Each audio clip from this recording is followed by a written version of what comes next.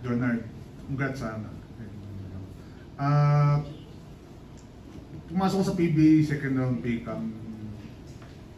Although sa PBL, nagpakitang ilas ka sa D-League, but siguro maraming hindi nakakapansin yung talagang talent mo. Coach Yeng and through conference na to, maganda nilalaro mo. And you played very well din sa playoffs. Ano lang masasabi mo dun sa... Nung nagsimula ako sa MPBL, marami akong naging teammate na ex-PBA. Sila Ferrari, sila John Wilson, Mac Cardona. Parang inano ko sila yung mga experience nila, pinagsasabihan nila ko anong gagawin. Kaya dinala ko sa pag-drafting ko. Tsaka nung una sinabi ko nga, kung magpa-draft ako sana makuha ako ni Coach Yeng nung pag-drafting pa lang. Kasi nasa NLEX siya nun eh. Yun yung ko kasi, sabi ni Kuya Larry, sana mapunta kay Coach Yeng, sabi na ganun pag-drafting. Nga, napunta ako ng Rainwater, si Red Spots, Chris. Sabi ko, okay lang, gagawin ko lang yung best ko.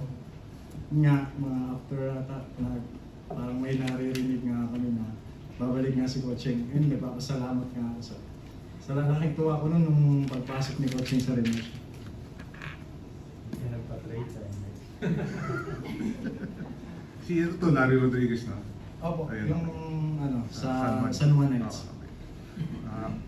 Coach, yun muna, yung thoughts mo lang dun sa sinabi ni Larry. Ay, ni Jonard. Alam mo si Jonard, ang ganda ng kwento nito eh. Yung mga players na hindi pansinin. Akala nila yung pwedeng sumikat lang yung mga gwapo. Pero gwapo rin naman to si Jonard eh.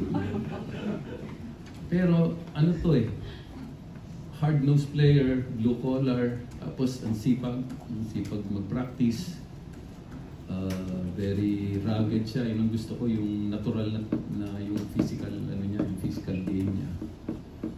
Tapos nagsisipag siya talaga, improve niya yung offensive skills niya.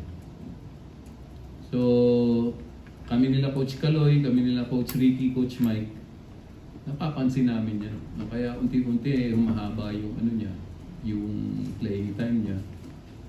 Nung nakukuha niya na yung laro niya, yun nga, na-expire yung kontrata niya, kaya binigay na namin yung gusto niya eh.